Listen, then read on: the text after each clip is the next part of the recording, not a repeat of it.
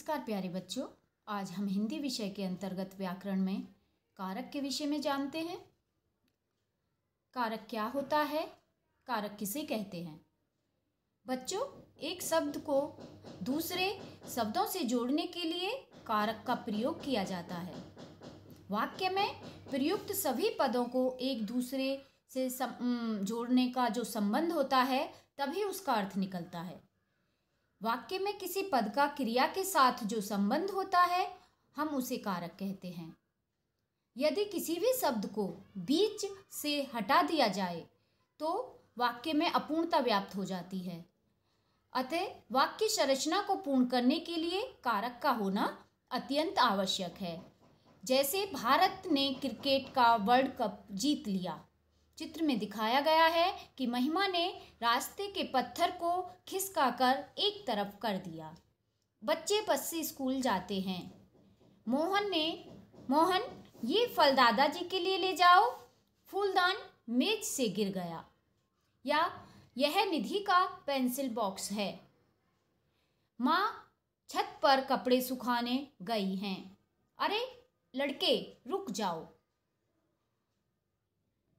तो उपयुक्त वाक्यों में रंगीन पदों के साथ जो चिन्ह ने, को, से, के लिए, से, का, पर, अरे प्रयुक्त हुए हैं, उन्हीं के कारण शब्दों का क्रियापदों से संबंध व्यक्त हो रहा है।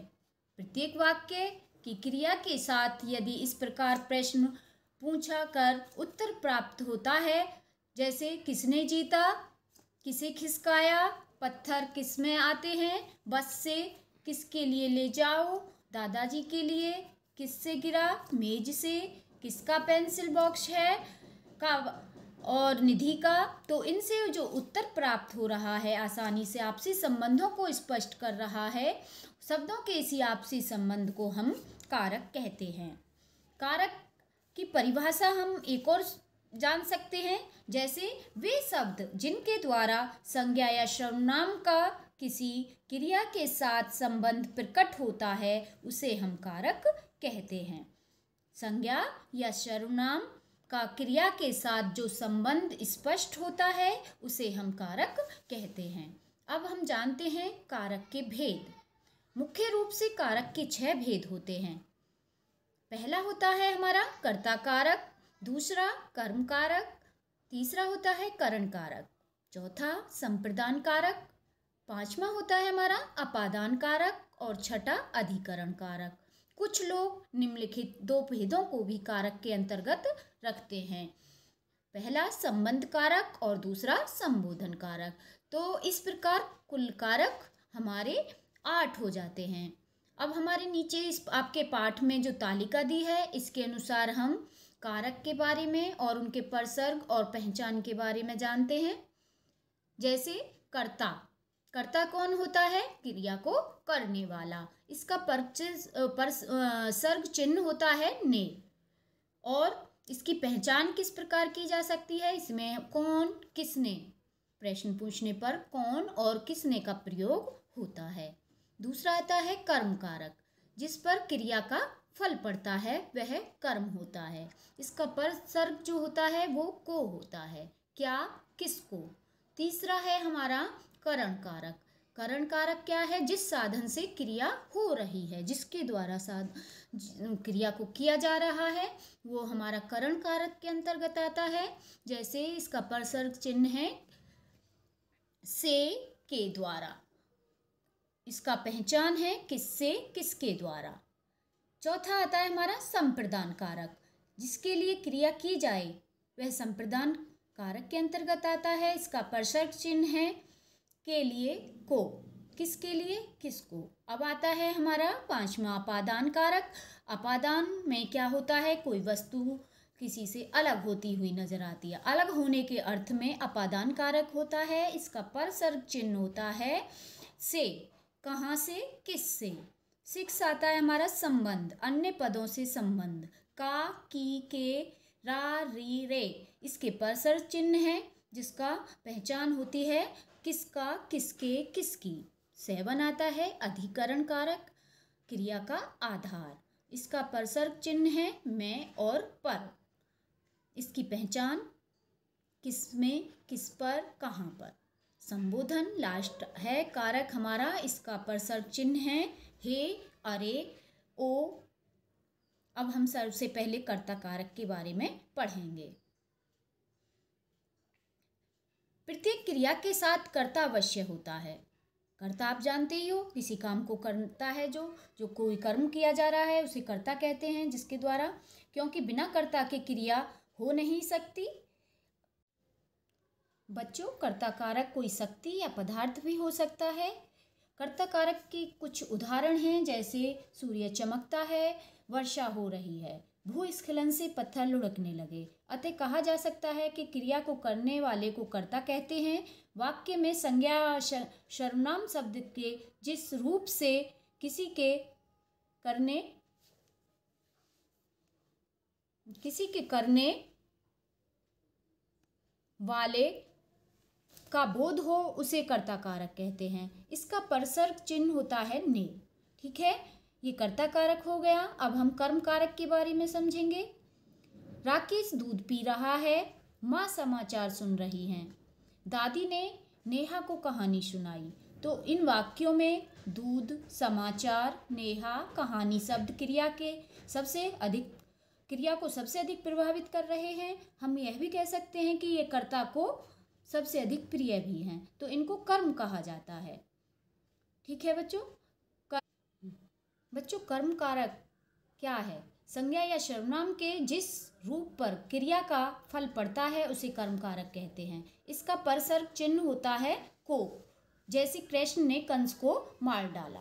कर्म दो प्रकार के होते हैं, मुख्य कर्म और गौण कर्म। जिस वाक्य में एक ही कर्म का प्रयोग होता है ये वह मुख्य कर्म होता है, मगर जब एक ही वाक्य में दो होते हैं तो मुख्य और दूसरा गौण कर्म होता है। जैसे दादी ने नेहा को कहानी सुनाई, इस वाक्य में मुख्य और गौण दोनों ही कर्म प्रयोग हुए हैं। जहाँ दो कर्म होते हैं उनमें प्राणीवाचक कर्म गौण कर्म होता है और अप्राणीवाचक कर्म हमारा। दादी ने नेहा को कहानी सुनाई, तो इस वाक्य में मुख्य और गौण दोनों ही कर्म प्रयोग किए गए हैं। जहाँ दो कर्म प्रयोग होते हैं उनमें प्राणीवाचक कर्म गौण होता है और अप्राणीवाचक कर्म वो होता है हमारा। उदाहरण से नेहा गौण कर्म और कहानी मुख्य कर्म है। कर्म कारक का परसर्ग को बताया है को, परंतु सामान्यतः इसका प्रयोग नहीं होता। हम तीसरा कारक पढ़ेंगे, करण कारक। जिस क्रिया को पूरा करने के लिए आवश्यक साधन होना जरूरी होता है उसे करण कारक कहते हैं। जैसे प्रियंका ने फूलों से सुंदर रंगोली बनाई, उन्होंने नाव से नदी पार की, कलाकार ने अपनी उंगलियों से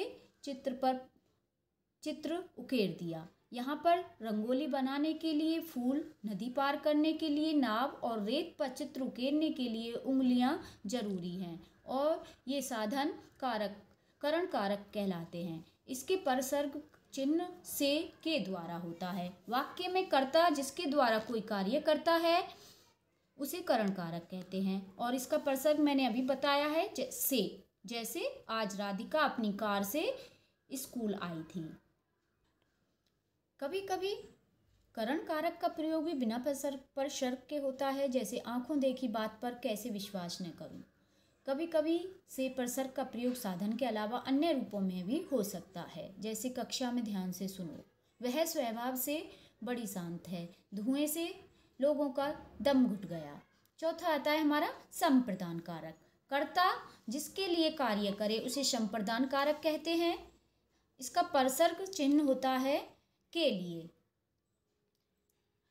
जैसे वंशिका ने अपने भाई के लिए सुंदर सी राखी खरीदी, नेताजी ने गरीबों को कंबल बांटे, पिताजी ने मुझको नया बस्ता खरीद कर दिया। तो इन वाक्यों में भाई, गरीबों और मुझको क्रिसमस, राखी, कंबल और बस्ता दिए गए हैं, इसलिए ये संप्रदान कारक के उदाहरण हैं। और कहा जा सकता है कि जब किसी को कोई वस्तु सदैव के लिए दी जाती है तो जिसको वस्तु दी जाती है उसे संप्रदान कारक कहते हैं। संप्रदान कारक के परसर्ग हैं के, लिए, को।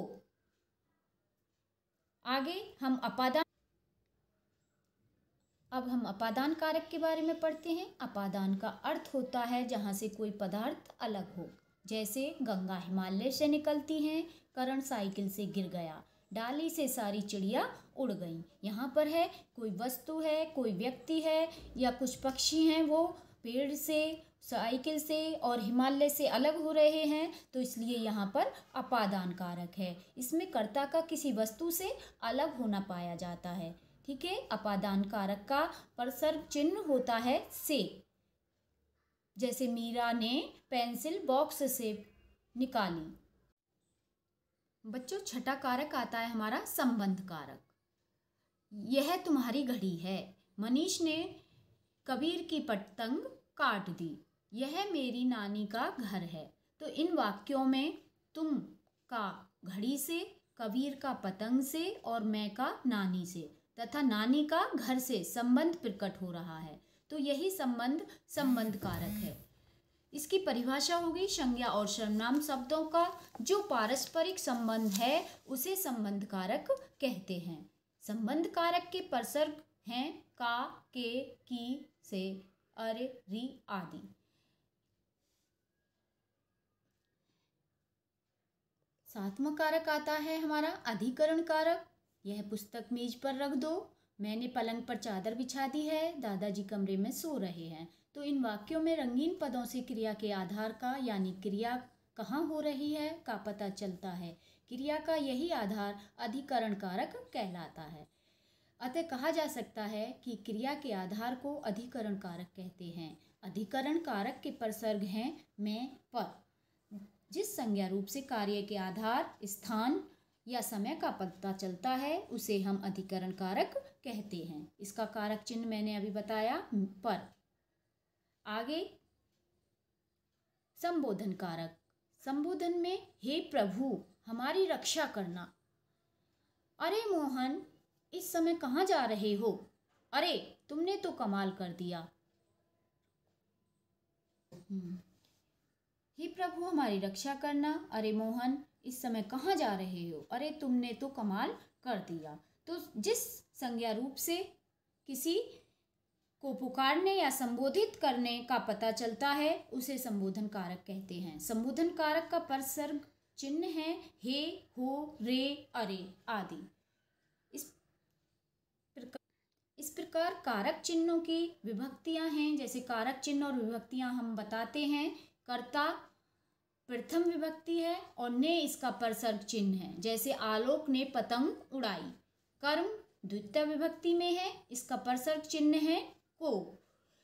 जैसे उमेश को पुस्तक दे दो, तीसरा करण कारक, इसका विभक्ति चिन्ह है तृतीया से। चौथा संप्रदान कारक चतुर्थी विभक्ति है, इसका चिन्ह है के लिए, माँ ने बच्चों के लिए नाश्ता बनाया। पांचवा है अपादान कारक, इसका विभक्ति चिन्ह पंचमी और चिन्ह है इसका से, अलग होने के अर्थ में।